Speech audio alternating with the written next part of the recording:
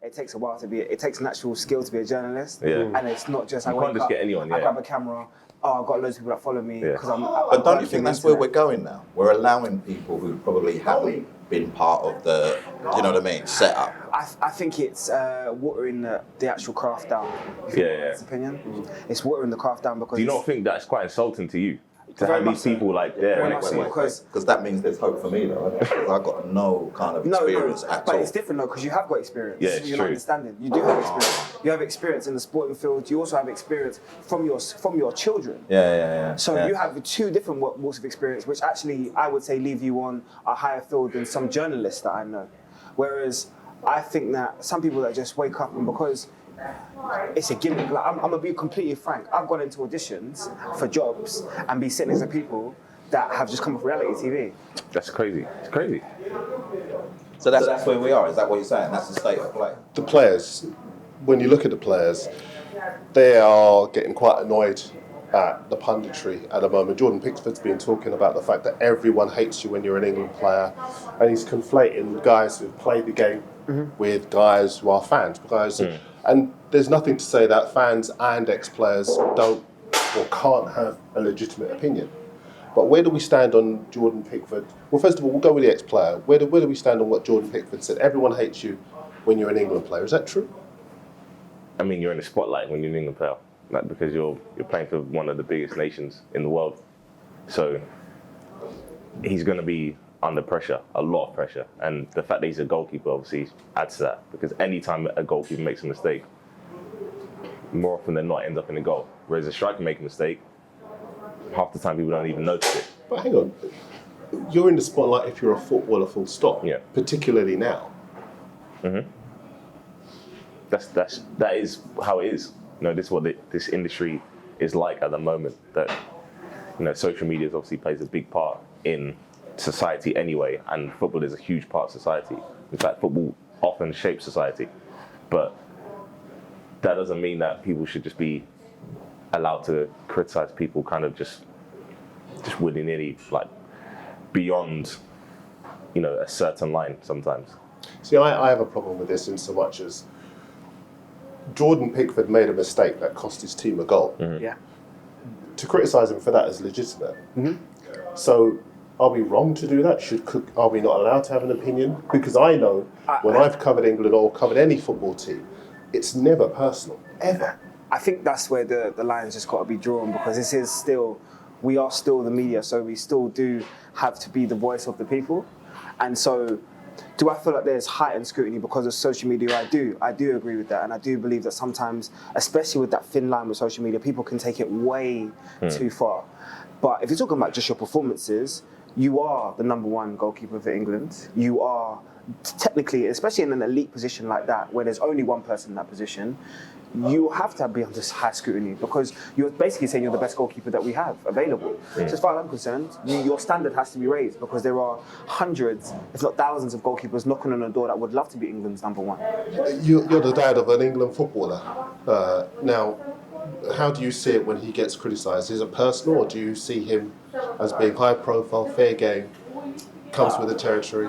I think it comes with the territory. I think not that that's nice. I think it's hard to be immune to the criticism, and I think it's right what the guys have said. All of a sudden you're looked at differently. So that the minute you make your, when Andros made his international debut, obviously the next day there was this massive explosion on who he was, an explosion on the family, an intrusion on the family, if I must say. Talk more about what was that like? We had a journalist literally camping outside the house on the next day, and I was out. I went to go to a Leyton Orient game because they were recognising Laurie Cunningham on that day with a plaque, and the missus is ringing me saying that there's someone outside the house, obviously not knowing who that someone is, and the guy was snooping for a best part of over an hour. What was he doing? Just looking at the house. I think trying to make sure that it was the house that he wanted. So he was taking pictures, he'd gone into the front garden, he walked out again. So she rang me and said, what should I do? And I said, well, close the blinds, don't open the door, because actually we don't know who he is. He was brave enough to then knock on the door and say that he was a journalist and offered her £10,000 to do the story. To which previously I'd said to her, don't answer the door, don't say anything to anyone. When she told me £10,000, I said, well, did you speak to him? But the thing was, she didn't give him anything, but he wrote a story anyway and included her name in the story, the name that he'd obviously got when he looked at the registration, the polling registration, because he gave her electoral roll. Sorry, he gave her absolute full name and a name that she's not known by. But he just looked on the registration roll and gave her absolute full name and commented that she said, and that was nothing negative, it was how proud she was, but she didn't actually say the words. So I mean, all of that is almost, obviously not great. And I suppose it's something that you accept when you're high profile, when you play for. Andros was at Spurs at the time. Yeah, but no one prepares you for that. So, we're not prepared for the explosion of who Andros Townsend is. We're not prepared for, you don't prepare for someone snooping outside your door when you've got young children in the house, and the intrusion that brings and whatever the neighbours might be thinking. You're not prepared. No one tells you about all of that. It just happens. Now, the lucky thing is that, yes, he's playing the game, I'm in the game. You're kind of half prepared for that, aren't you? But it doesn't make it any easier because I was outside of the house and obviously the missus is inside. She sent them down to Leyton Orient. They've gone down to Leyton Orient to get quotes from me. And this is no thing, I had to be smuggled into a car to get out of Leyton Orient. I mean, it was all high profile James Bond stuff, but can you imagine someone who doesn't know that and appreciate that actually doesn't want to talk to the press because actually there was another game 4 days later and England's World Cup hopes balanced on the next game. So why are we going to thrust a story to them because he had a great first game with a goal, but actually what if he had a terrible second game and England didn't qualify for the World Cup? But this goes along with my point that when you are in that goldfish bowl, it's something that subconsciously you accept because you work all your life to become a footballer. Once you become a footballer, you know that there is a huge magnifying glass on your every move. Yeah, and it can be daunting at times. As you said, it you don't get prepared for that. How hard was it for you? Tough. I kind of went from playing for a team and living at home, and I could walk around the shops in the town centre and no one would even recognise me, know who I am or whatever, to then having a multi-million-pound move to a Premier League team and I'm going to have something to eat and people are taking pictures of me on the site, which for me at 20 years old was, I'm not, at that point I was a very, very much an introvert anyway, and I didn't enjoy being on camera or the focus or under the spotlight, and it was intimidating, it was daunting, and I just didn't enjoy it whatsoever. Did you read about stuff that people said about you in the papers? I saw people like me. Let's not kid ourselves. I mean, at that point, I didn't read a lot of things because I didn't even think there'd be things written about me, and it was only as kind of time went on and I realised where I was headed with my career. It was like I started to see more things, and people were, sending me more things, and people writing a lot more about me, and I came across a lot of these things. Yeah. Is it difficult, Jaydee, when you know lots of footballers, you broadcast for Sky Sports, I write for the newspapers. Is it hard when you have to be objective about a person's performance, but you know them, you know the kind of character they are, it could be difficult for you? I always try to do a balance in that. So if I have a personal relationship with you, I will let you know. I'm never going to blindside you.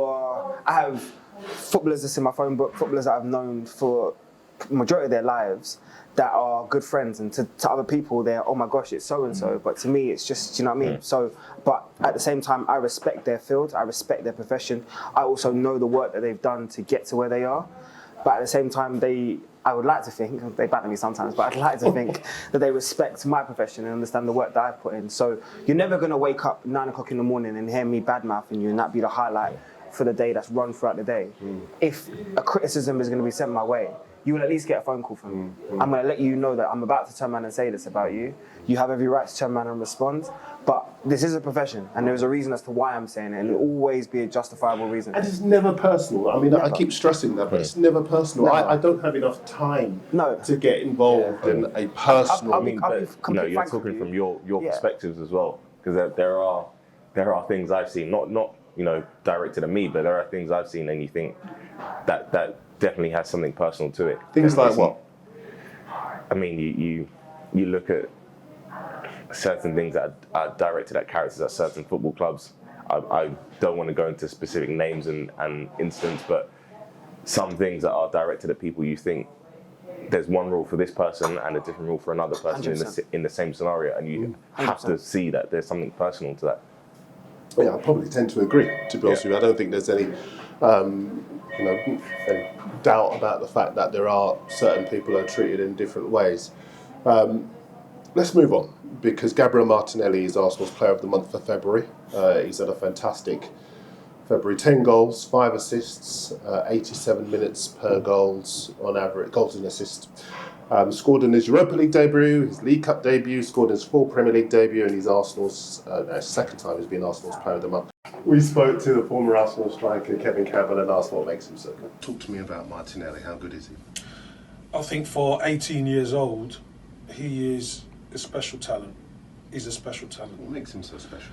I think not only has he got an eye for goal, but his work rate, his attitude. I think, especially in modern day football, his attitude is spot on all the time. What do you mean by that?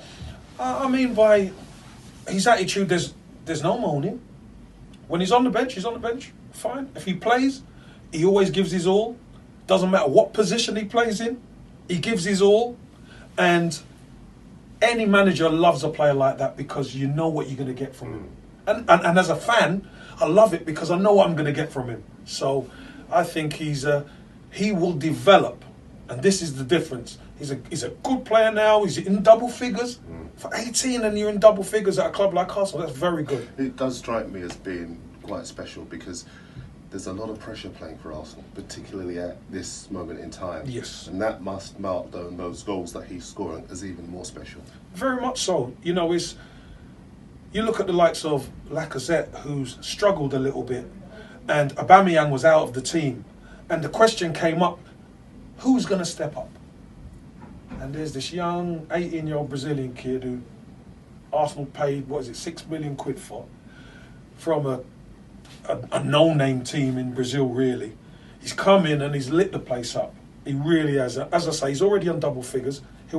I'd like to see him get 15, 20 goals this season because that'll be the mark of this kid. But I'm not going too overboard. I think he's a real big talent, but he needs the right nurturing. And I think Mikel Arteta will really help him. Jaydee, you're among the transfer kings of Sky Sports. I know you won't admit that, but you are. Kings or Prince? Come on. All right, Kings. You take that. Do you think Martinelli will stay? Clearly, he'll stay at Arsenal. But do you think you'll be talking about Lacazette or Aubameyang leaving at the end of the season so that they can really allow Martinelli to develop and to fulfil his potential at the club? If you're kind of looking at this Arsenal philosophy that you've kind of seen with the bring through of sort of Willock, Emil Smith-Rowe's getting over look, Reece Nelson, Saka, all come through in the last, let's say, 18 months or so, then you really have to put Martinelli within that same sort of, I would say, group of young, promising Arsenal players that are wanting to come through the system, have worked within that Arsenal academy, and have kind of wanted to say we're going to progress through all as a unit. I don't want to compare it to United 92 or so, but you can kind of see Arsenal going for a real good at this moment in time. And I would say he's the figurehead of that, in my personal opinion. The glimpses I've seen of him this year, it's unbelievable. His half turn around defenders and his turn of pace as he proves against Chelsea is unbelievable. What was the goal he scored when he ran the length of the pitch? Chelsea goal, yeah. When Kante slipped and he was in. And he didn't look back, did he? Yeah, you're talking about leaving one of the best holding midfielders in the world. To be a striker and to have the composure to finish after a run, just talk us through what it takes to have that kind of composure. I mean, for him, he's a very direct player, and you can see in the kind of goals he scored. He scored different types of goals. He's very instinctive in the way he plays. He's so direct, and you know, it's when he gets the ball in the final third, especially, you can see that his mind's made up on what he's going to do. And for players so young, that's normally how they play. You just play instinctively, and it's as you get older and different habits kind of come in and so many different factors from the outside kind of affect that instinctive play. But hopefully that's something that he can maintain throughout his career, because I'm going to put the cards on the table, Marvin. I think that Arsenal, listen, Aubameyang won't sign a new contract. Barcelona, among the many clubs that want to sign him, I'm sure you'll be talking about that in the summer as well. I think that maybe now is the time at the end of the season for Arsenal to make a decision. Let's develop this young boy's potential. I agree with you, but at the same time, it's big shoes to fill. I mean, when you look at Aubameyang's goal-to-game ratio, especially in an Arsenal shirt, compare it to some of the other greats that's played for this club, then he's up there with the best. So it's massive shoes to turn around and fill and put on such a young man at such an embryonic stage of his career. But with Arteta there, I do believe it is possible. And not only that, I just think that, well, I mean, you could develop this, but I think as far as Aubameyang is concerned, I agree, it's massive shoes to fill, but the situations are different. Aubameyang scored goals all his career, and now he wants to make those goals mean something. If you're playing for a Barcelona, you know you're going to end up potentially with silverware at the end of the season. If you're at an Arsenal who are still rebuilding after a long time in decline, it's not necessarily the case that you're going to end up even in the Champions League, let alone winning stuff at the end of the season. Barcelona recently. Well, I have, and they're playing very well. Well, listen, they might have the political problems, and obviously Luis Suarez is injured, and they're trying to get another striker in to replace him. But it's still a superpower. They're a superpower, but a superpower that's falling from its perch. And Aubameyang, you know, is of an age now where actually his last move is going to be his big move. Will Barca take that risk on a 30-year-old who actually his sell-by date now is creeping over the edge? Because do they not need to now form a new Barcelona? Because Messi's, you know, the age of Messi, can he go on forever? Suarez, who's picked up this injury. The young lads who they've signed, Dembele, hasn't worked. So they have to rethink in the summer. And is Aubameyang the kind of person that they're going to rethink with? I agree with you, because I look at Griezmann 28, Suarez over 30, Messi, creeping on 29. And so a lot of those players are in there. If they're not their peak, then past their peak at this moment in time. You're going to then add a 30, 31-year-old. Well, Messi's old. Messi's older. Messi's in his 30s now. 30s, 32s, 33s now. So the legend of Messi will. No, but the legend of Messi will continue, and it's not about Messi. It's about what supports Messi for the next period of time. And you've mentioned the ages of these players, and I'm not quite sure. You know what? You're going to have Aubameyang for a year, 2 years. See, I'm worried you're going to get someone else to present this show, and I'm 30. Well, I mean, in the end of the day, I think Arsenal losing Aubameyang is not a good move. In any shape or form. You know, regardless of the fact that you want to get this kid minutes and you want him to be developing and playing, but you look at the great teams of the past. Look, United when they won the treble, they had Cole, York, Solskjaer, Sheringham. They've got 4 top strikers. If you want to be a big club, which Arsenal are, and you want to be winning trophies, you need to have depth. Sorry, steady. You need to have depth in all areas. And Arsenal letting one of the best strikers in the world go isn't a good What do you do when he's not going to sign a new deal? Well, you need to offer him a new deal for a start. Clearly, but if you don't, you need to replace him. You still need to replace him. But what Marvin said is spot on. I know we're going to talk about Lukaku later, but if you think about it, we're a Man United suffering now. You know, goals. You've let someone who is guaranteed goals. Whatever you think about his build-up play, his performance, his first touch, you've let someone who guarantees you goals go, and he's ended up somewhere and guaranteed goals. So actually, you're pressure on Rashford, pressure on Martial, pressure on young Greenwood now, who they say is the next big thing. But how much opportunities is Greenwood going to have to be the next big thing while he's in this nurturing stage? And that's where Martinelli is. Just the last couple of questions on this. If you're a striker, you've been a striker, you play Premier League. If you're Aubameyang, do you sign looking at Arsenal, where they are, situation the clubs in, you've scored lots of goals, they still can't win things. Do you sign? Well, you look at the project. You know, he's the captain of the club, and the Arsenal are a big club. You know, whether you disagree or not, Arsenal are a massive club. So you think he would have spoken to Arteta, he'd be having conversations to see where they're going. I'm not asking you what he would do. I'm asking what you would do if you were What I would do? Yeah. If you were Aubameyang. If I was him, I'd probably say, you're going to score goals. I think he's probably quite settled. He's a senior figure at the club, and he'll have a voice in the direction this club goes, because that's how it is for senior figures. You're the father of Aubameyang. Yeah. And you know Barcelona are interested. I've gone tomorrow. Listen, most fathers would want their sons, if they're the person that looks after them, to play at the highest level possible. Barcelona is that step above the highest level than Arsenal. If we're gonna be honest. Of course. An opportunity to play with, no matter what stage of their career they're at, a Messi, a Suarez, a Griezmann, and what they have as backup. But Marvin's right about the project. If Arteta sells the project, he stays. If he's going for a year or two and thinking what he can do in his career in terms of trophies, he goes. Nothing is guaranteed. That's No, the you're thing. right. It might not work out within 3 months, and in the 6 months he's going. And where's he going? Yeah. Do you know what I mean? And you're moving your whole life. You have to think about these things at an age in your life where he's probably got kids, he's settled. Do you know what I mean? Like there are so many factors to a move that you're not sure. It's people might say it's obvious, just go to Barcelona, but there are so many elements to a transfer that you have to think about at different ages. Like what? Well, if he's got kids and his kids are in school, he's having to move his kids. He's having to move his kids out of school. If he wants to see his kids, which he probably does, he's going to have to move them out of school into different countries, learn a new language, new home, new culture, new city, new environment. And Wife? How does his wife settle? What happens if it doesn't click straight away? Then he's going to be worrying about, at a club like Barcelona, you're going to be worrying about your spot all the time. And within 6 months, he could be looking for another club. Then he has to move his family again. Whereas he's in a position now where he's north of 30 and he's settled. He knows what he's going to get at the club. The club are starting to move more so in the right direction, and he can be a big part of that.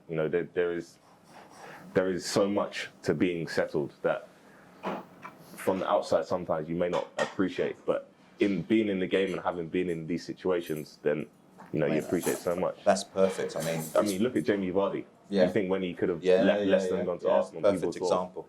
why not? But you look at his age and how he was treated and how the position he was in the club and how settled he was in the area, it made perfect sense to stay. It looked like a good decision now, doesn't it? Yeah. The Crystal Palace. Can I just say, can we drop Arsenal from the next couple of shows, please? Because that's too much. So it really irks me to be continuing to talk about Arsenal and their progressive nature. No. The Crystal Palace striker Christian Benteke has been talking about the benefits of a winter break.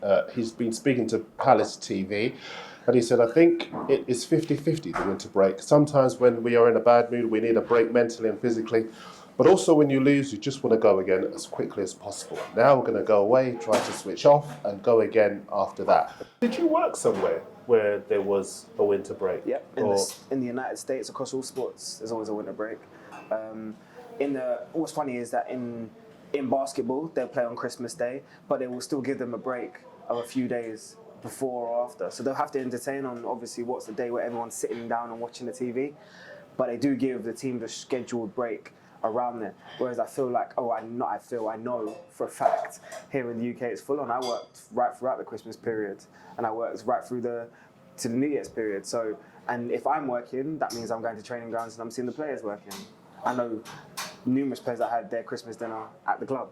So it shows you there is no festive break. And what annoys me a little bit is that I see on social media now, everyone kind of really highlighting the players like, why are they in Dubai, or why are they doing this, and why are they living their life here? What you don't understand is when we were sitting down, well, not me, but when everyone else was sitting down and watching them over Christmas, this is literally their Christmas period now. Yeah. So, but to be fair, Jaydee, it's not even a break though, is it? No. Because when they're seeing these pictures, most of them are in their training gear, smashing a ball down the pitch again. Fact. So the thing is, and I've said this last time, and I won't take up too much, but we introduced this thing on our terms, and we've introduced it at a period of time when actually it doesn't make any sense. We've thrown in FA Cup fixtures, we've possibly thrown in another Premier League game because of the cancellation of a game. Manchester City was done. It's just not right. It's not 2 weeks of a break or 10 days of a break to then come back, train and prepare for the next time. So it's one of the things that we'll need to think about. How hard was it going throughout that entire season without a winter break? It's tough. I mean, depending on the championship, particularly, can be tough. But you get the international breaks, and see in the championship you're most likely not going to be an international, so you get that break, and it is nice. It kind of breaks the season up, not just physically but mentally. Playing. Talk about that. I think playing in League One, when you just go from, you're literally going from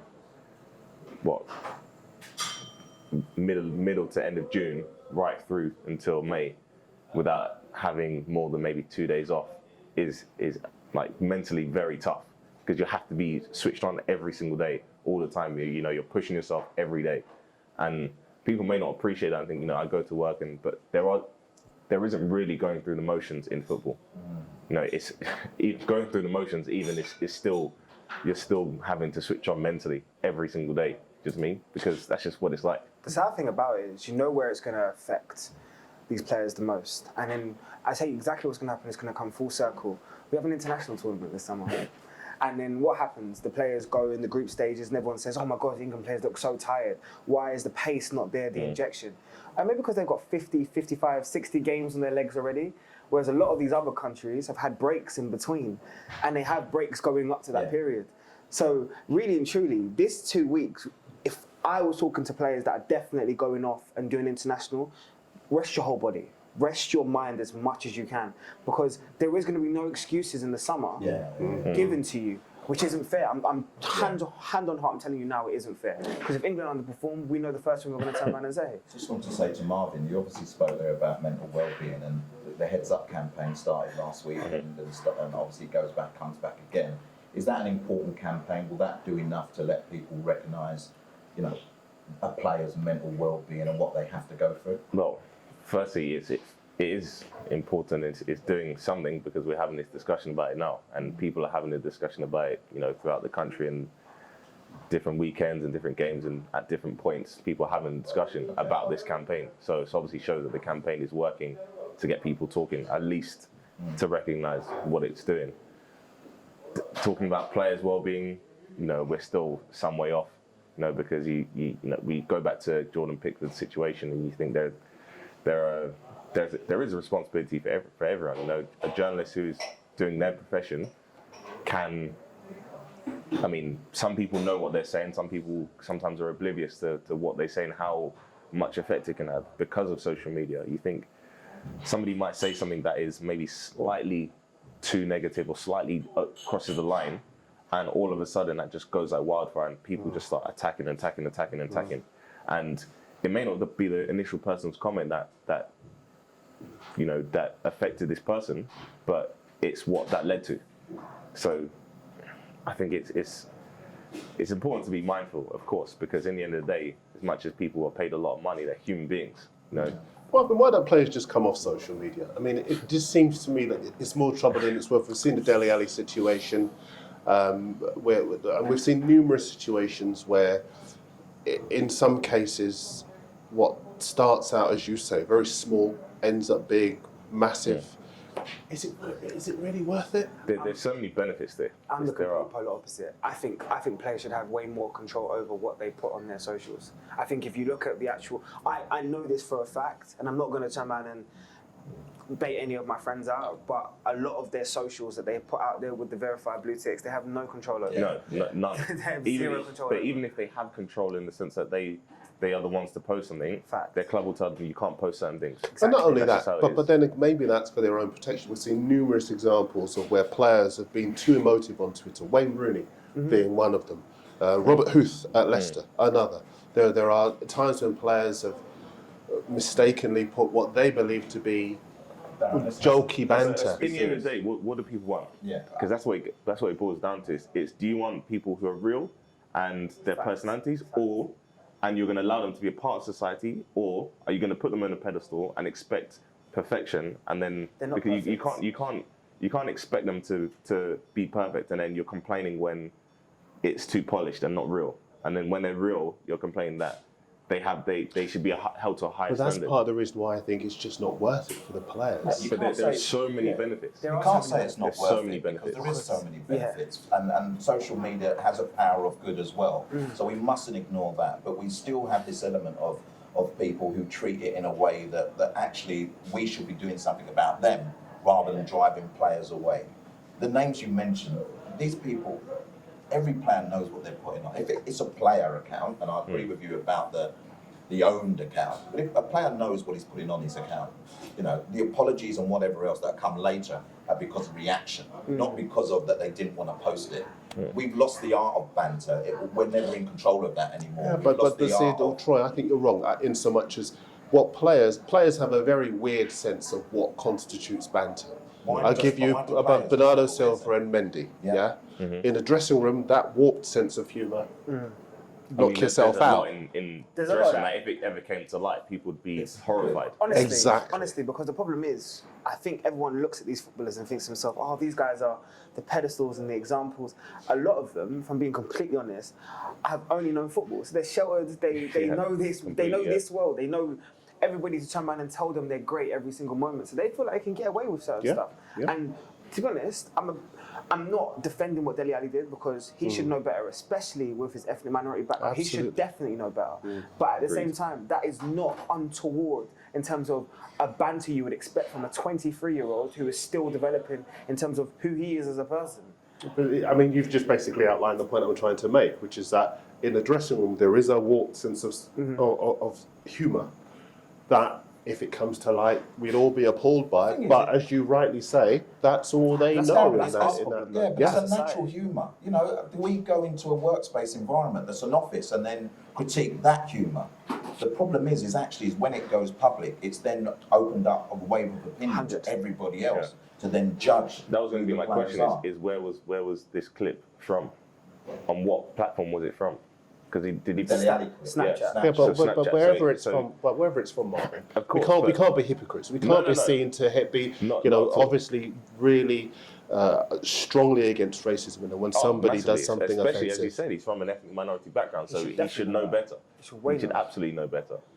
I think what we've got is an understanding of the individual or individuals, but also a recognition that actually the platforms and the weight that they hold on these platforms, and how we make sure that players like a Dele Alli absolutely understand the impact of what he's put out. You go around the country talking to young players about social media and how to conduct themselves. Do you get the feeling that they understand?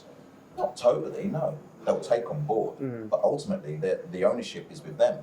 You know, and ultimately on a Thursday, Friday, after a game on a Saturday, if they feel that they want to post something, they're not going to remember the chat from Troy Townsend. No. What they're going to do is go, oh, that's great, let's put it out there. Forget that. These are young people. Yeah, they don't forget that. Do you know what I mean? You're talking about like Not allowed to make mistakes 17, anymore, 18, are we? 19-year-olds a lot of the time. You see, here's the Do you know what I mean? problem. There used to be a time when and most journalists hate getting stories, trawling Twitter for stories.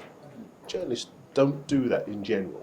But sometimes, we are at a stage now where you can declare war if you're the president of America. One of the most powerful countries in the world. Well, exactly. And that the problem is there are so many people who offer up information or offer up things that put themselves into the public domain as a story. And that, for me, is part of the reason why I think it's just not worth it for players. You say it's everybody else, but you can't legislate for what everybody else does. You look at social media as a news outlet, and it's your direct voice that can speak to the public. So back in the day where there are so many situations and things going on in-house, that as a player you are completely unprotected because you have no voice, you have no outlet to speak your opinion. Facts. And where you see things like racism and things getting reported largely on social media is because that player is not suppressed by the club that say you can't speak to the media.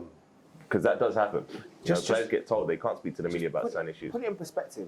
Think about the fact that we as four people have probably all come to and seen, I'm just going to use an example, Paul Pogba. We've all seen some sort of, let's say, rhetoric or some sort of thing that's been inappropriate towards Paul Pogba. We would have no rendition of or idea of what his character is unless we had known his social media, unless we follow him. Because apart from his performances on the pitch, we have no idea as to, I would say, the positive person, the person that's clearly a family man, clearly that posts his child up, his wife up, he's proud of his family in terms of his brother and all the rest of it. And his faith. We would have no idea what he is apart from the ideas that sometimes put across by some members of the media about a person unless we had that social media avenue to understand his character. It's very easy for them to do that if he doesn't have social media because it's impossible to defend himself. Impossible. It's a mindful because look, I do agree with the whole view that players should embrace their power that they have, but I just think that sometimes there are problems that can be posed by players who, for example, are left out of the team, and sometimes they might be led by the hearts on their sleeve, and they'll go and they'll post on social media at the wrong time. They might post at a time when they're... We have to allow, Marvin used the word, suppressed. We have to put ourselves into the mind of the player that is told every minute of every day what he should be doing, what he shouldn't be doing, or when he needs to eat, when he needs to drink, when he needs to train, when he needs to be on time. But we're treating players now in 2020 like they're still robots. We've got to allow that flexibility a little bit and hope that the maturity of these players will allow them to actually post on social media without the comeback. Now, some of them obviously can't do that, and they'll feel the consequence of that. Bernard Silva has had to feel the consequence of that. But we can't shut the voice of the player down. We want the unique players. I'm not talking about shutting the voice of the players down. I'm saying that players should choose to protect themselves by not putting themselves in a position. I think we should do the complete utter opposite. Honestly, I come from an American media background where a player has control over every single narrative in terms of they put out on their platforms. And I've seen LeBron James, Carmelo Anthony stand up for racism. I've seen them defend gun violence against young black people on their social media platforms. Now, they're just an example. I've seen NFL players make stance. Colin Kaepernick, how do we know about Colin Kaepernick's stance?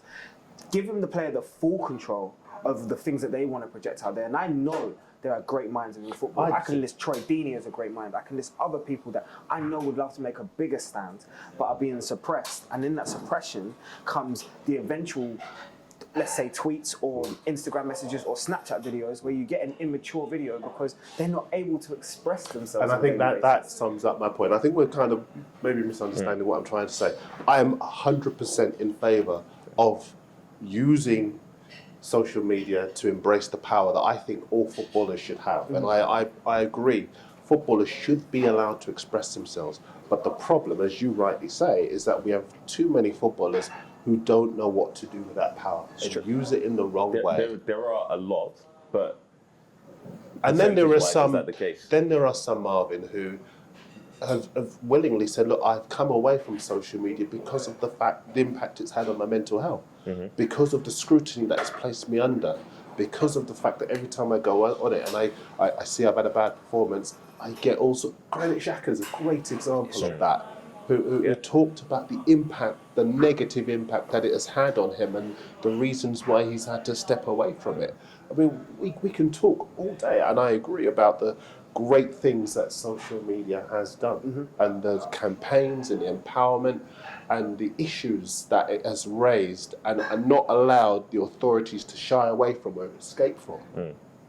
But at the other end of the spectrum, we've got lots of kids who see this tool and don't know how to use it properly. It's about balance, isn't it? We don't live in a perfect world, do we? And we could go on and on and on. But for me, the most important thing is that power of the player, the power of the individual, and the ability to have a voice and not have that voice shut down because of a media, representative says you're not allowed to say that, you're not allowed to say this. As long as they're constructive with it, as long as they, are mature enough to put out what they're putting out, I don't want to go back to a stage where we don't hear from the player, we don't hear the human side of the player. We don't understand who that player is and what that player may be going through. Because, let's be serious, this industry really wanted to control it. They just got tapes over there now.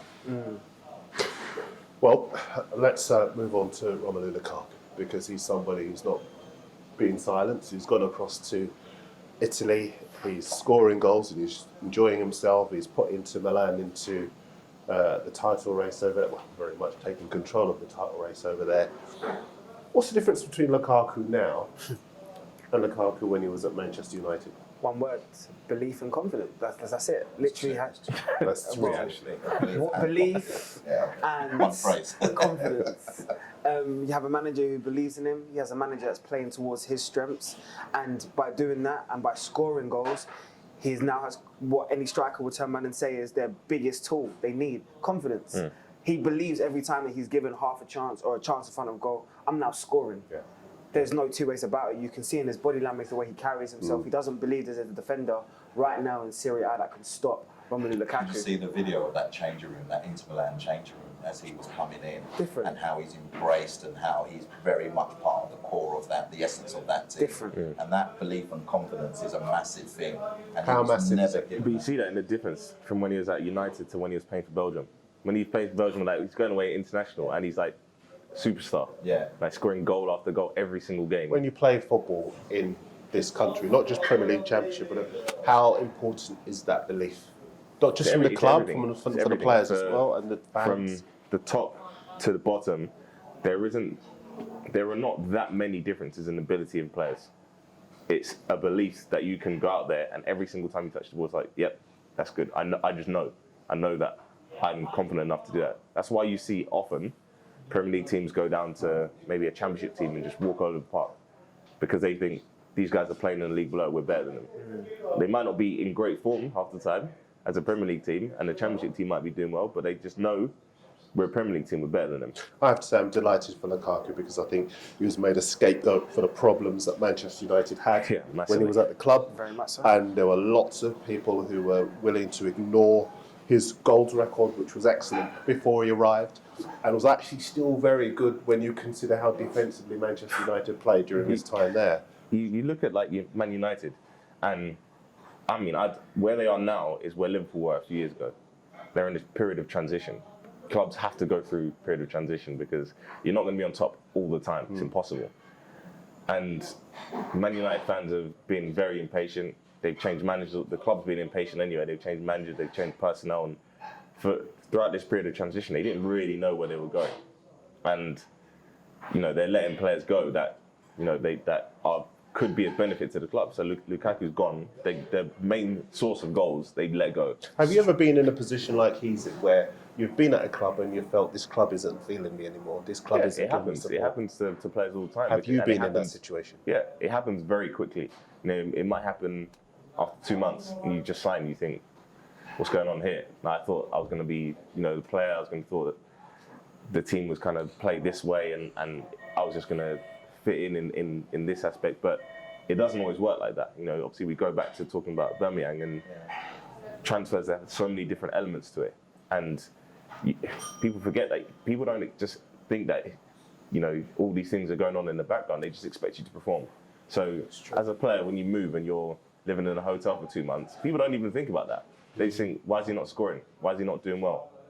There are so many things that are going on. So many variables. It's true. So many variables. Players. Do you believe that there'll be lots of people here happy for Lukaku that he's gone and he's surrounded himself with a culture, with a people, with a fan base that appreciates it? It hasn't been his fault. I mean, honestly, just look at the difference that's happened in Man United. From Van Gaal, who was looking for more of an elegant, technical, gifted player, wanted to play a completely different style of football, to Mourinho, who wanted physical, certified players of experience. Like that sort of transition that Man United have gone through to get rid of all of those players, to then transfer to all of those players, to then have another manager coming with his own ideas, who now wants to bring in young players and do exactly the same thing that he experienced while he was at Man United. That's 3 sets of transition for a person who has kept consistent goals. In my view, the word that you use to describe the way Manchester United treated him is correct. Scapegoat. They needed to point the attention and divert it away from their poor managerial decisions that they've made, and they needed to put it on either an individual or an incident. And they decided to highlight certain individuals within the club who they felt could hold the shoulders. And if certain individuals didn't agree with that, then they said, well, if you don't respect me, then I'm going to leave because my resume speaks for itself. Listen, and ultimately, he's gone on now and proved to them that actually, if you had looked after me, if you had proved to me that I was going to be the focal point of this team, and at the moment of a team who actually I don't know what direction they are going in. They need a striker, I'm not which is sure so what weird. They're they probably are. going to end up doing the same with Pogba. And we're talking about a player who last year he was getting destroyed in the media, But yet and he was in Team of the Year. Yeah. The players know who's playing well. When they go out there and they're playing against someone who's making it very difficult for them, they know. So when you see the Team of the Year, Man City players, Liverpool players, And Paul Pogba, you have to understand that he's had a good season. That's his peers. Bearing in mind, he's also a World Cup winner, and he was a leader of that team. So when people killing his character say, I don't understand what he does for that dressing room, the people that I've spoken to that have been at United in this past few years or are at United or played with him, so he is the leader in that dressing room. He keeps everyone together.